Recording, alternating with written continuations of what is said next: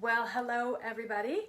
I'm Jessica from Chambray Blue Sewing, and welcome back to day 2 of the Holiday Sewing Challenge. I am excited. Today we are making a classic pajama pant that you can give as a gift or sew for yourself if you're so inclined. And this is the first time I think that I've been live on YouTube, Instagram, and Facebook at the same time. So I think I finally got my tech issues ironed out. If you're having trouble hearing me, please let me know. I'll do my best to kind of keep track of all these things going on at once. I got like a phone and an iPad and a monitor all going at the same time.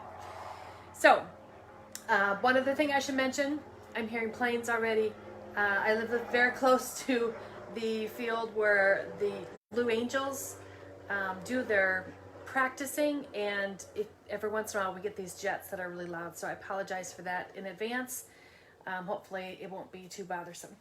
Couple things, so I want to talk a little bit about what we did yesterday. If you weren't available for the challenge yesterday, you can watch it on my Facebook page. It'll also be uploaded to YouTube.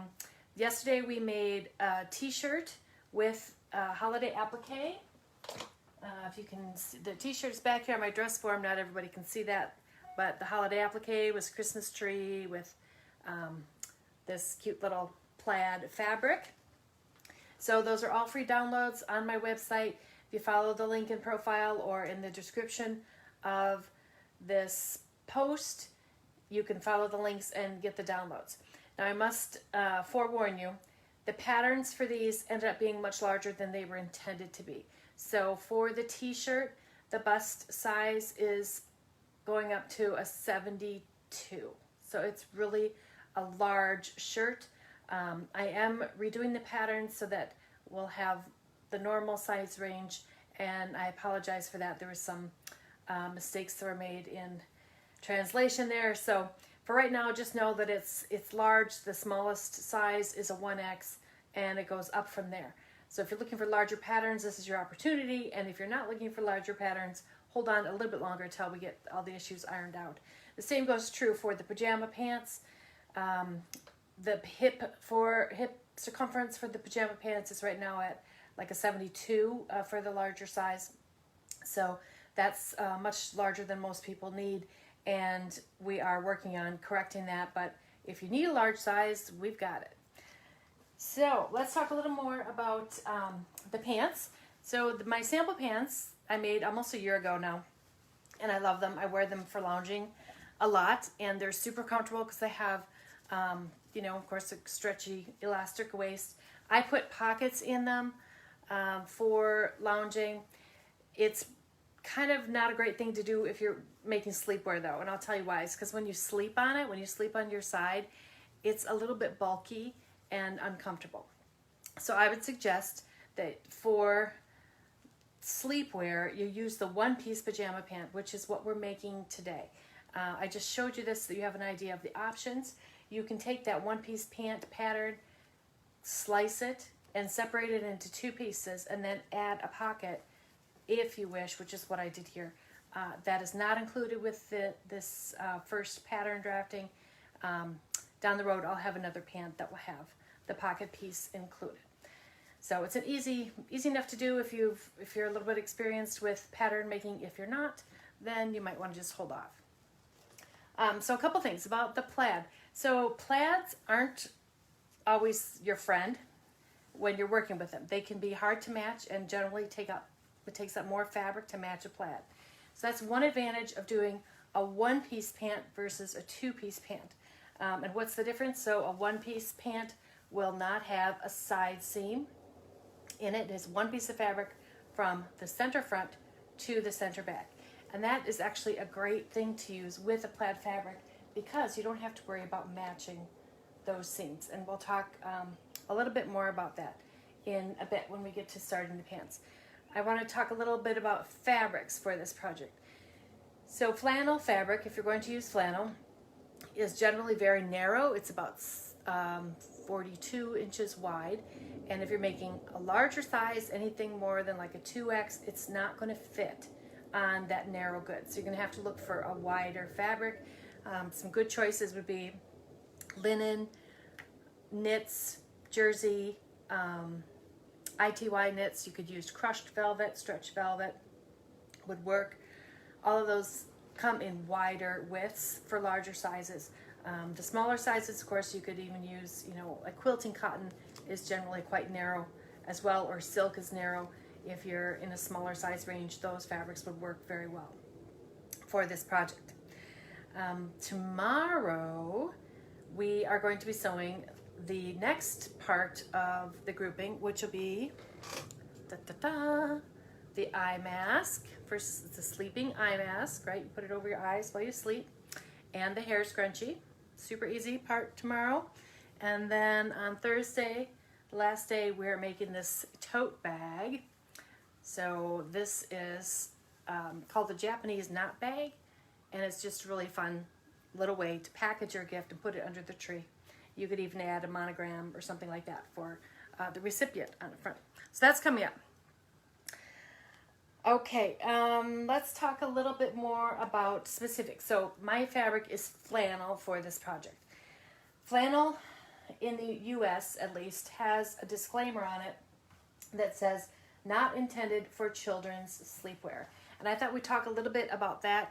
If you're watching from outside the US, I would be interested to know if that is something that you find on flannel fabrics in your country. Back in the 1940s, there was a period of time when pajamas for children were often made out of rayon challis, and it's a very flammable fabric. Pajamas were loosely styled at the time, and it was a problem with kids dying in fires because of the pajamas. They caught fire very quickly, and it was a big issue. So in the 1950s here in the US, they enacted a law that said that children's fabrics that were used for children's sleepwear had to be treated with a flame retardant product. So unfortunately, those flame retardant products turned out to be toxic. So there were a lot of kids that were getting sick over time, and eventually that was repealed. So even though we don't have as much of that anymore, like I don't even think people would buy much in the way of fabric if they knew that it was chemically treated, especially for their young children. And they don't make a big deal about it anymore, but some places don't want to be in trouble for liability if something should happen. So that's why you have this disclaimer on the fabric that says not intended for children's sleepwear. So I did a little research on this, and the biggest issue with that was clothing that was very loose. So obviously loose fabric has more air between you and the fabric, and air causes the fire to burn more quickly. So that's why they made that decision. Now things are usually much tighter fitting, and we have the benefits of having, smoke alarms and things like that weren't available way back when the law was enacted. But I just thought I'd give you a little heads up on that, because that really confuses some people whether or not you can actually use flannel fabrics for children's sleepwear. The answer is yes. They don't want to be held liable for it. And I think you'd rather have a cotton item, at least personally, I like sleeping in cotton more than, spandex or something else, polyester at night. But it's the liability issue is why that disclaimer is on the fabric. Okay, so onward. So I cut my pattern out, and a couple things to note about the pattern. So like I said, it's a one-piece pant. So when you look at it, it looks very large. Like I said, it's a large piece, and there's not a lot of markings on it. So you have the front crotch and the back crotch, and how do you know what is the difference? The way you can tell is that the rise in the back will always be longer than the rise in the front. So holding this up here, there's at least a good 3 inches difference between the two. And for most of us, our back side is bigger than the front side. Now, for those of us that have a tummy issue, you may struggle keeping your pants up where they're supposed to be because of that difference. So you may consider adding a little bit of extra fabric to the front rise. You can add it right at the waistline, just, you know, add another inch or whatever, and just taper it into this area where the side seam would be normally. That will help your pants from falling down all the time. So that's a tip. Another tip. So with the plaid, it's, like I said, easy to use a one-piece pajama pant with the plaid fabric because you don't have to worry about matching the side seams.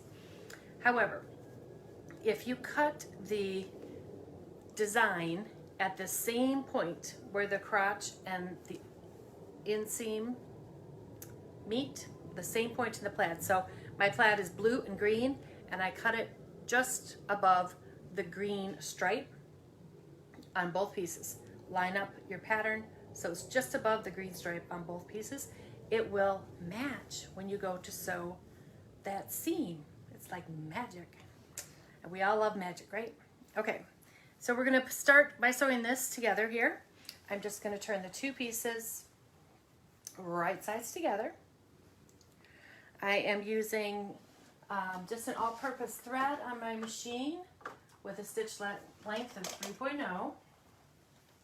And I'm just going to sew down the front. I like to start with the front of the pant.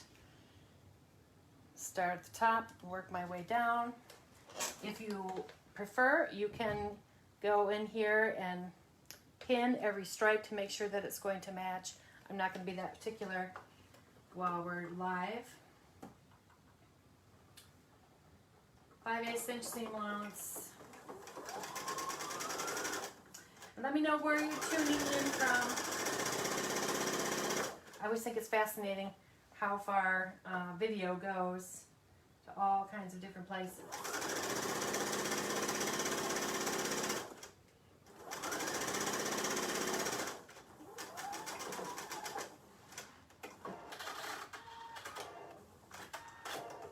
Okay, easy enough.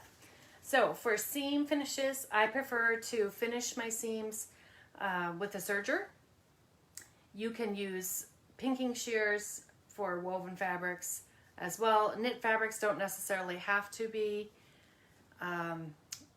finished. They're not going to unravel. So that's the front. We'll do the back.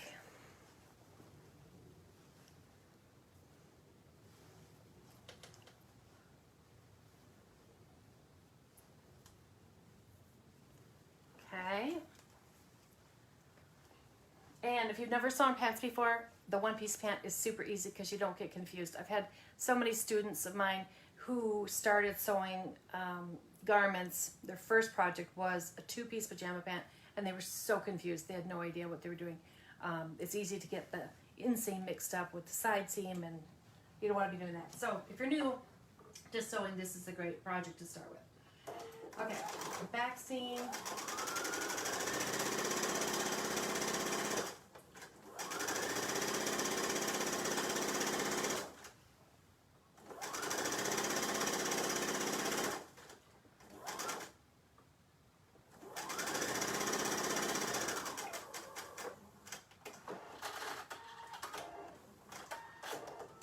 You may want to stitch the back seam a second time for durability. That's always a good idea.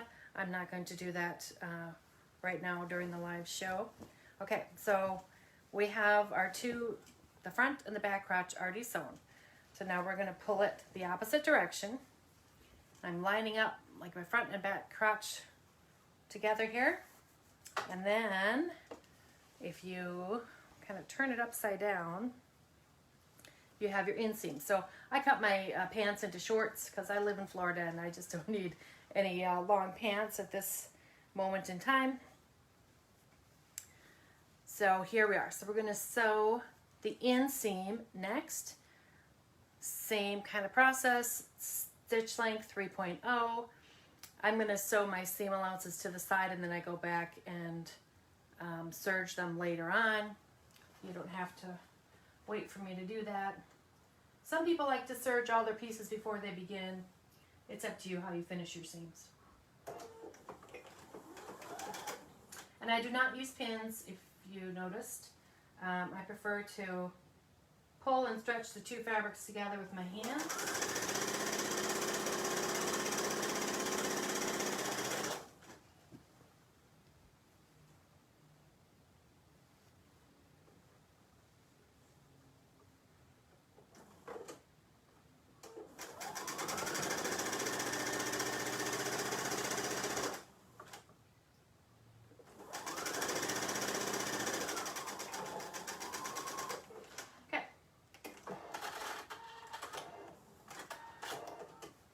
Ta-da! We have a seam. There we go. So the crotch seam is done. All right, the next step is the waistband.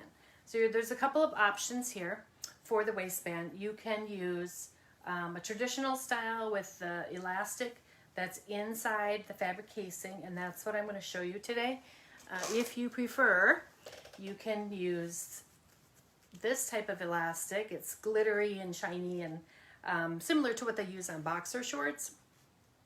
This is really fun treatment, especially if it's a gift for the holidays. I think the little bit of sparkle is really adorable. However, I must tell you that I've been wearing these for quite some time and it is kind of itchy. If you have someone who's allergic to elastane or has sensitive skin, you might rethink putting this type of elastic on the waistband and use the covered waistband instead. If you choose to go this route, you're going to have to cut away the top part of the pattern to remove what would normally be the fold over for the casing, because this is not folded over inside. It's just stitched right on top of the fabric, maybe 1/4 of an inch seam allowance. So depending on how wide your elastic is, you're going to have to cut away some on your pattern. If you use wider version, so this type of elastic comes in different widths, 2 inches. This is a 1 inch. This is another 2-inch one. It's all black. This one's a little bit softer than this type is. But anyway, there's a bunch of elastics on the market you can choose from. I am today using this traditional type of elastic. It's a non-roll elastic. Kind of helps to keep things in place a little bit better. For lingerie, a lot of times they use a narrower elastic, 5/8 of an inch.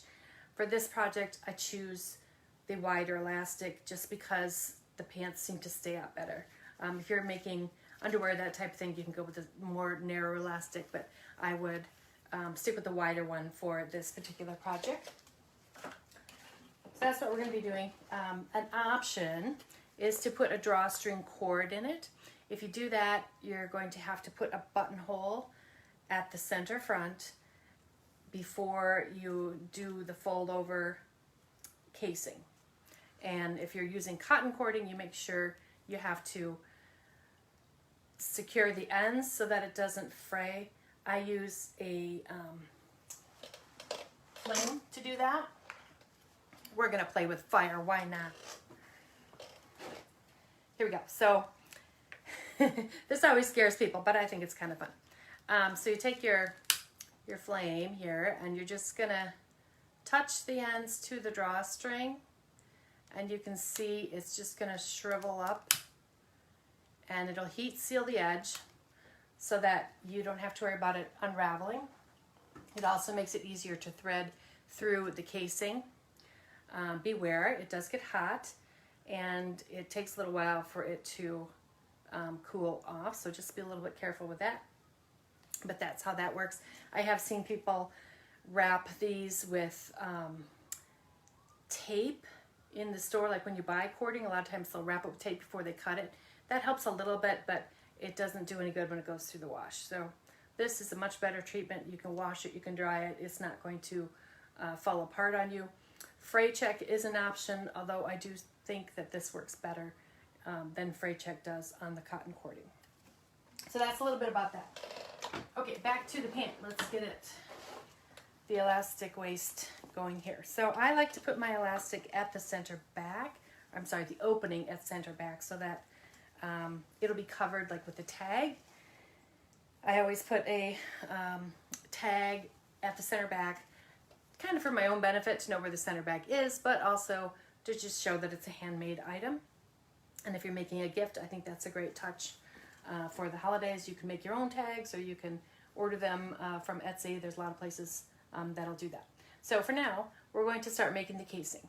And I have a little bit different method of doing this. So I prefer to turn over and stitch 1/4 of an inch all the way around the top, and then turn it over again and stitch it a second time. And there's a couple of reasons for that. It makes a nice flat seam, more so than pressing. It's also way faster. So some people love to press, and if you love to press, more power to you. Here's my tool. Here. If you do that, I highly recommend one of these little pressing gauge, or it's not a pressing gauge, it's a hem gauge, and it's adjustable slide. This rule goes back and forth. On here, I use this constantly. I keep one on my ironing board, and I keep one by the machine. And when I'm sewing, I just set it for the size that I need. So in this case, it would be 1/4 of an inch. And just every once in a while, as I'm working, I just kind of check it and see that it's the consistent size as I'm going around. Now, I have been doing this for like 40 years, a really long time, and I can tell visually where it is for 1/4 of an inch, so I don't need to do that while I'm sewing on here. So let's just get started. Same stitch length. We're going to sew this all the way around.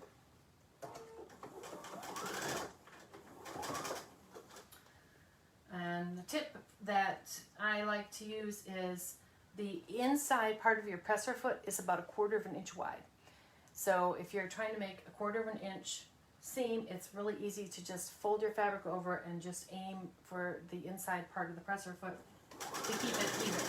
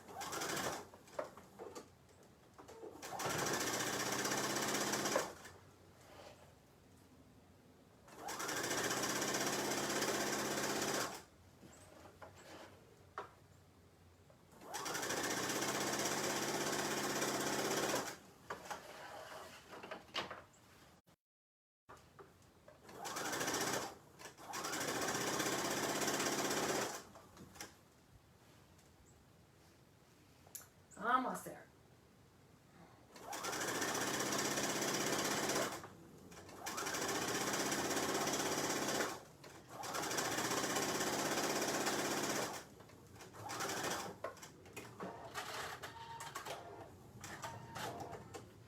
Okay, so that's the first line of stitching.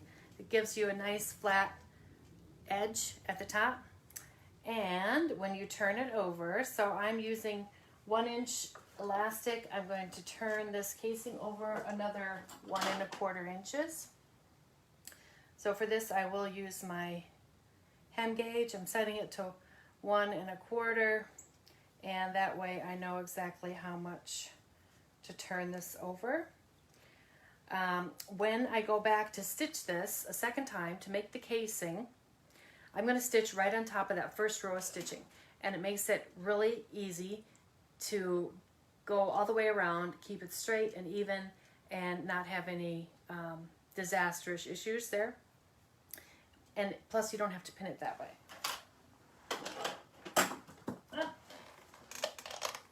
So I'd be interested to know if you pin everything or if you're non-pinners. I know some people like to use clips. That can be very helpful if you're new to sewing, and keeping things under control can be difficult. Now, this is a woven fabric, and flannel is quite easy to manipulate because it's sort of sticky. But things like knits are so slippery, and if you're doing silks and things like that, you probably want to definitely use something to hold it in place. All right, so putting this back under the presser foot, I've got my hem gauge here. I'm going to keep it 1.25 inches, so I have room to put that elastic in. And I'm just going to sew on top of my first line of stitching.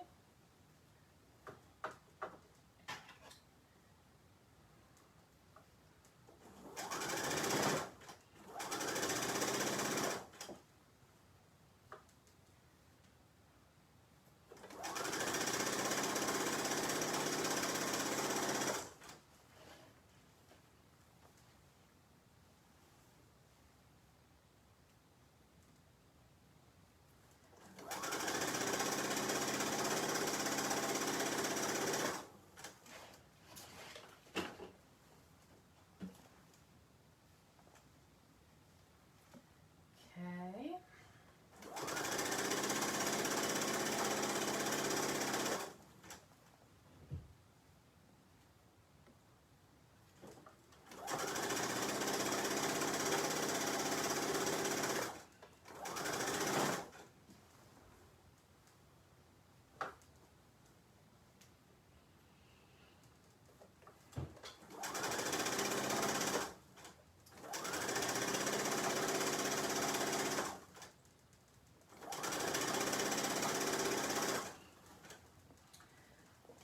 So as you work your way around, don't forget that you have to leave an opening to put the elastic in. I usually leave 2 to 3 inches towards the end to insert the elastic.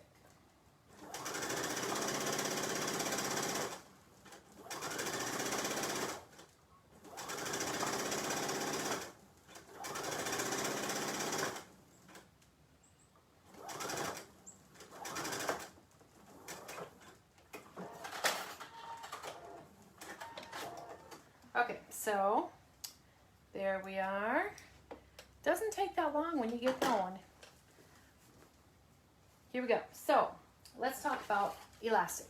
So you want to use your waist measurement for the elastic, and then subtract a little bit so that it's snug. There's not really a formula for that because every elastic is different depending on its composition. So what I usually do is just put it around my waist and, you know, kind of pull it till it seems comfortable, and then go with that measurement. Other options, if you don't get it snug enough, eventually elastic breaks down in the dryer and it'll get looser and looser, and you'll have to replace the elastic. So you want to keep it on small side in the beginning. It just makes sense to do that. The other thing you need to think about is that you want to overlap the two ends after you've put it through the casing, and you're going to zigzag those together.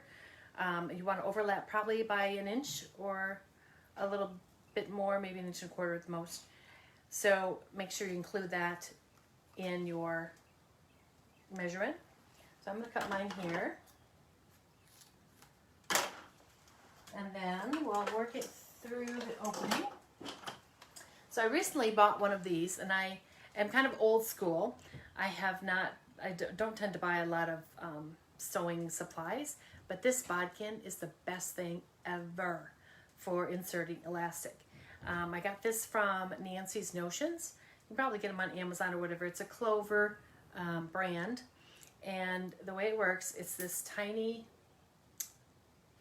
bit of teeth at the end here. So you're going to clip that onto the elastic, and then it gives you something nice and strong to pull. So for years and years I've used safety pins, big humongous safety pins like diaper pins that you would try and cram through the casing, and would always get hung up on seam allowances and everything under the sun. And with this design, it's got this little pointed plastic thing at the end that makes it so much easier. It's all of like a $3 item, and you've got to have one because it works great. So we find our casing opening here.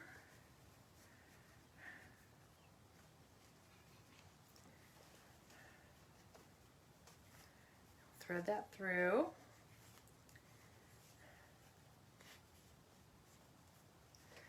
So I'd be interested to know what other things you are sewing for holiday gifts this year, just to see what everyone else is doing. I made bowl cozies one year. I made stockings one year. I used to do a lot of knitting, and I made knitted washcloths and gave them with handmade soap. One year we did that. My kids were also taught to knit when they were in middle school, needed something to keep them busy. So we taught them how to knit, and they made hats for Christmas gifts. And that was a lot of fun. So wondering what else you're making for Christmas this year. I have a hankering to do some holiday pillows, I think. I might do that, some embroidered pillows on linen or something like that might be kind of a nice gift. Or dish towels. I'm totally into dish towels. We'll talk more about that later. I got lots of ideas for those. Okay, so you can see this is just pulling through here really quickly.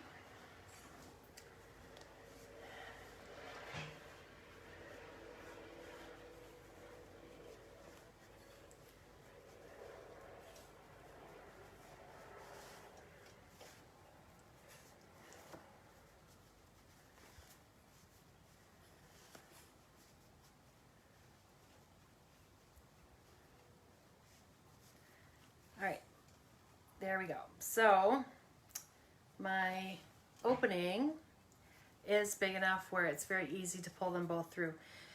One of the things I used to do when I first learned to sew was make these itty bitty little openings all the time because I was afraid to have to go back in and close it up later. And sometimes patterns will have you close things up by hand. I don't ever do that. I always close my openings on the machine. I'm going to show you how I do that, and it's so much faster and easier, and it's really absolutely invisible. I mean, no one knows that there was an opening there.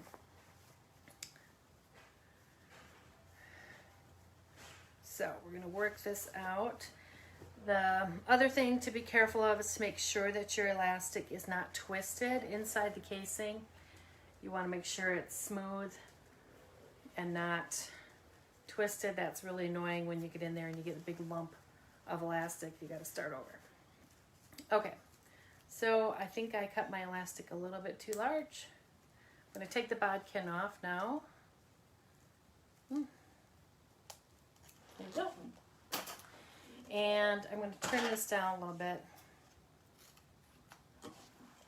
because I didn't measure. I was just sort of eyeballing it. I'm going to fold my ends one on top of the other. Place them one on top of the other like so, and I'm going to go in and use a zigzag stitch, and I prefer the 3-step zigzag to secure the elastic. We're just going to go back and forth a couple of times to hold these together.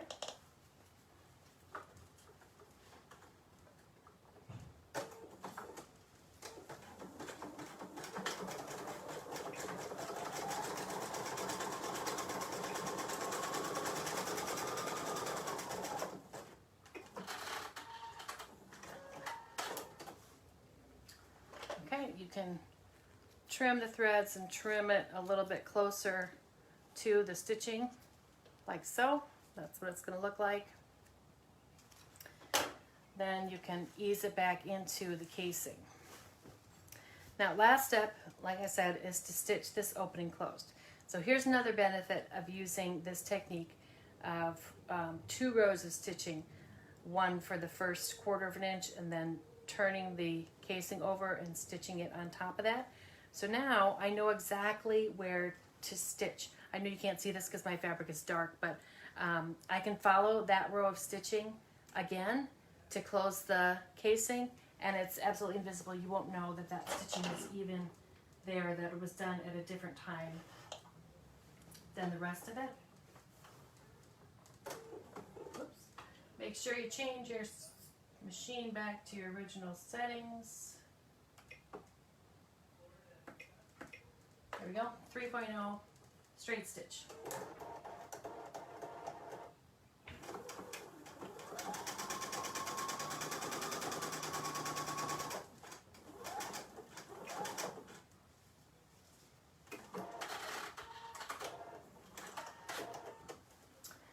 Ta-da! So my waist casing is finished. Trim some threads here.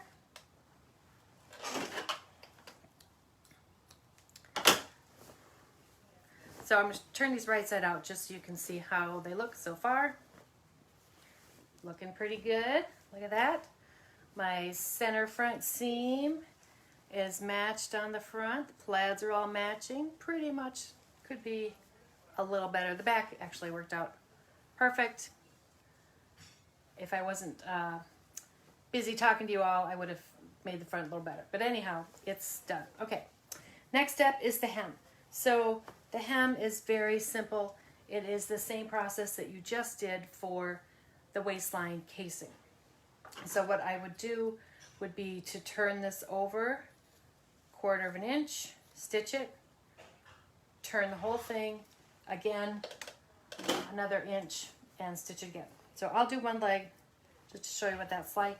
It doesn't take too long. I'm going to remove my arm on my machine.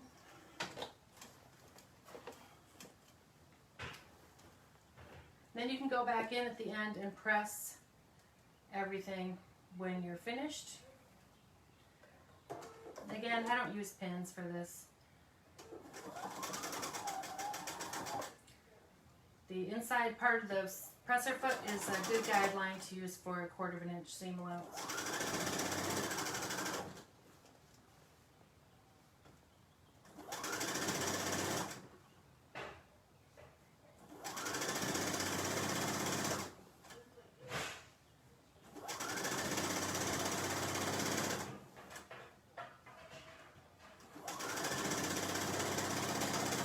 I hear my husband banging around the kitchen. I don't know what the heck he's doing.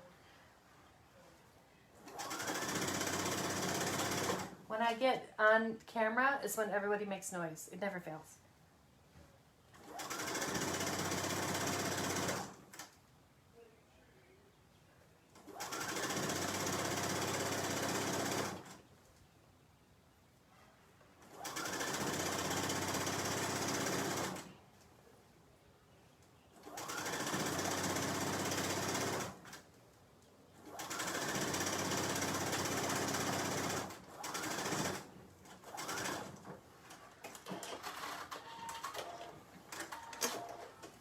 Okay, so here is the first part of the hem, 1/4 of an inch stitched. Now I'm going to turn it up again, another inch. And I can check that with my little hem gauge ruler. So it's about where I want it. There we go. And I'm going to stitch right over that first row of stitching all the way around. Line it up with that first row. No one will ever know that you stitched it twice. You get a nice flat straight seam. Whoa.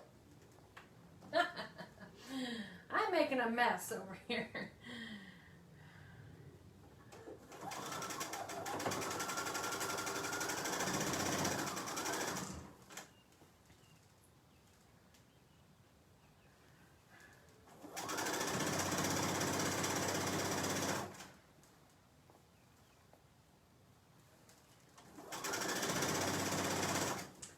Now sometimes if you're using a woven plaid, this one's a printed plaid, if you're using a woven plaid, you can also gauge your fold, where you're placing the fold on the pattern of the pants so that it's exactly the same all the way around. In my case, it's just printed material, not yarn dyed. You can tell the difference because this is white on the back side, whereas a better quality fabric would have the same colors both front and back.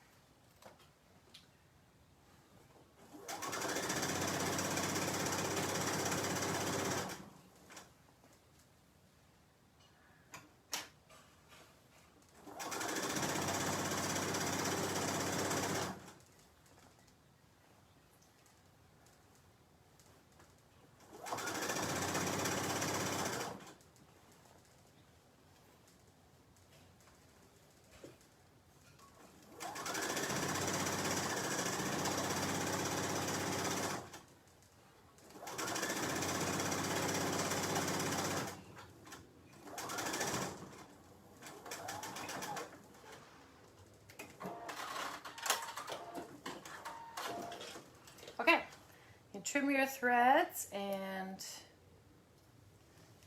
you can give it a final press.